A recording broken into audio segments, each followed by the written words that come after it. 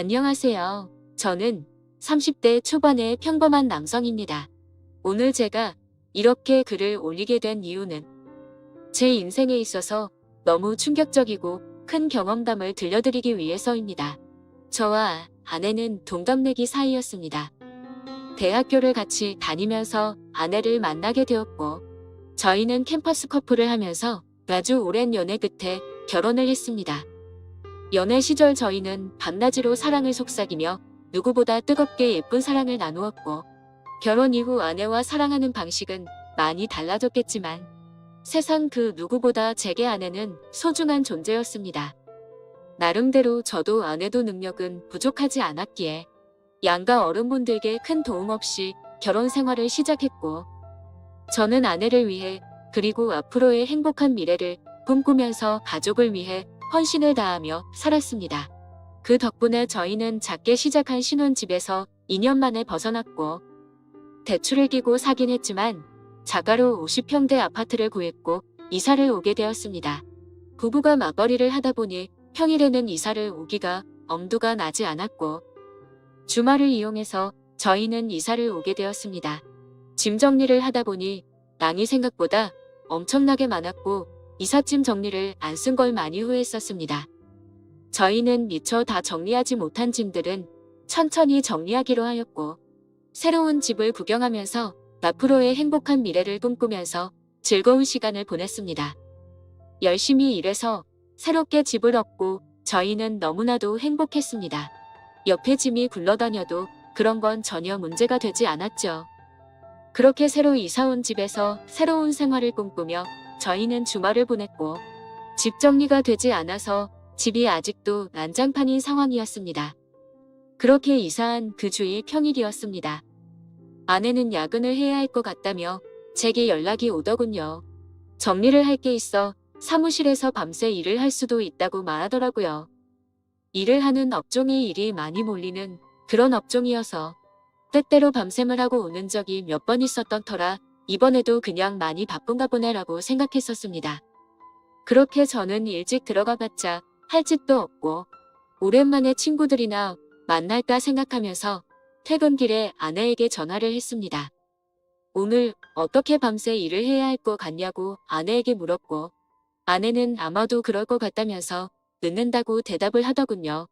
그래서 저는 그러면 나도 혼자 들어가 봐야 적적하니 친구들이랑 술 한잔하고 천천히 들어간다고 말했습니다. 그렇게 저는 아내와 통화를 끊었고 친구들에게 연락을 돌렸습니다. 그런데 그날따라 친구들에게 연락을 해봤지만 다들 하나같이 시간이 맞지가 않더라고요. 그냥 급격히 피곤해지기도 해서 그냥 집에서 간단히 영화나 보면서 맥주나 마셔야겠다 생각하고 집으로 향하였습니다. 집으로 들어와 거실에 앉았고 TV는 켜지는데 셋탑박스가 펴지지가 않더라고요. 아마도 이사를 하던 도중 셋탑박스가 고장이 난 것 같았습니다.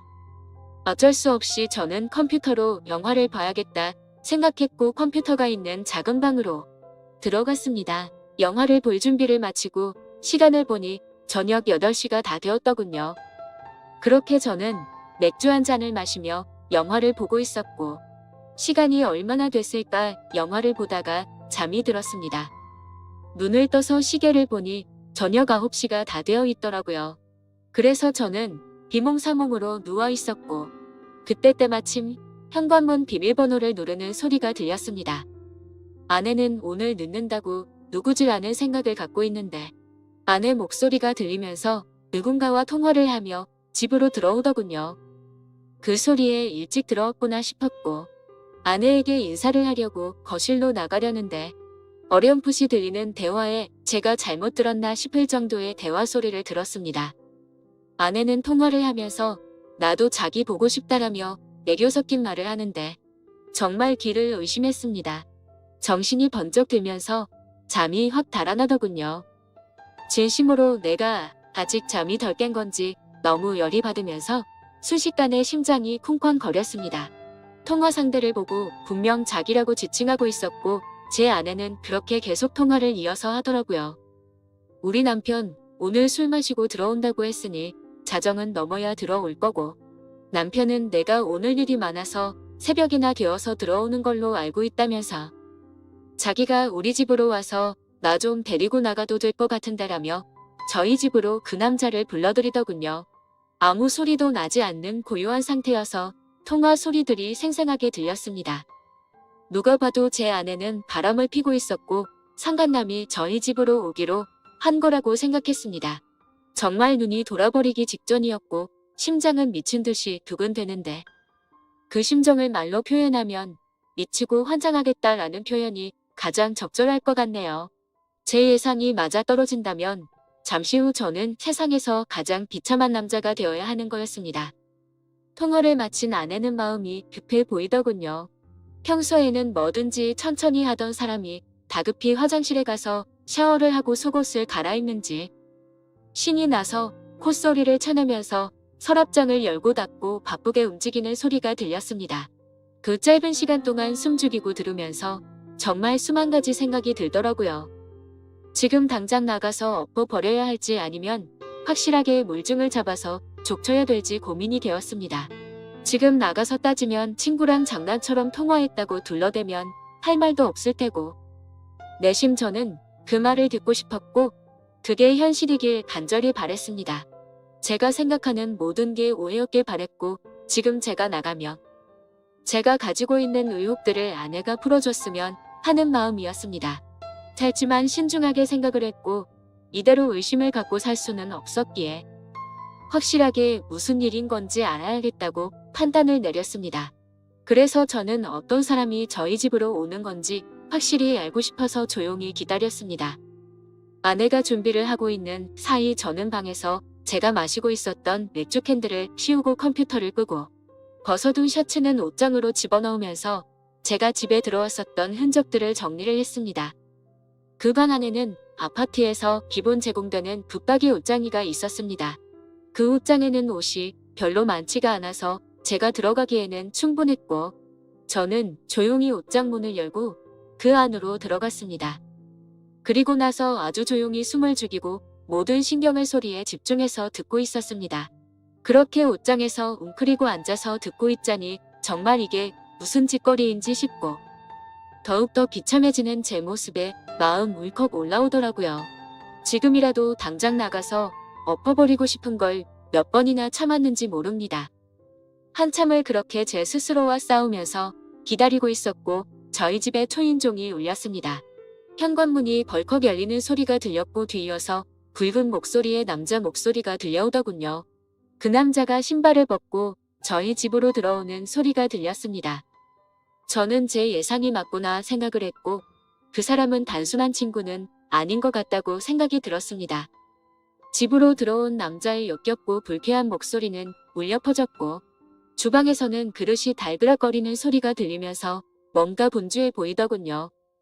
그 정신 나간 놈은 새로 이사 온 집 구경을 한다고 여기저기 문 열어보고 아주 난리가 났더군요. 제가 숨어있던 작은 방문도 여는 소리가 들렸고 당장이라도 문 열고 나가면서 패버리고 싶은 마음이 굴뚝 같았습니다.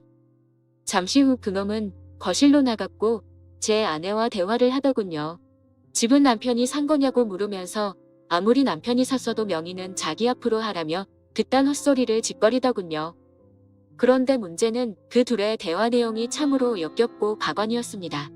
한두 번의 만남으로 그따위 대화가 오갈 수가 없었습니다. 그 상간놈은 자기 나 커피도 한 잔 안 주냐고 물었고 아내는 남편이 혹시라도 일찍 들어올지도 모르니까 빨리 나가자고 재촉하더군요. 그러자 남편 걔가 뭐가 그리 무섭냐고 걱정 말라면서 지가 만나면 혼쭐 내준다면서 책임진다고 하더라고요. 아내는 어떻게 책임질 거냐며 자기 마누라한테도 꼼짝 못하면서라고 하더군요. 네, 이것들은 서로 배우자가 있으면서 불륜짓거리를 하고 있는 거였습니다.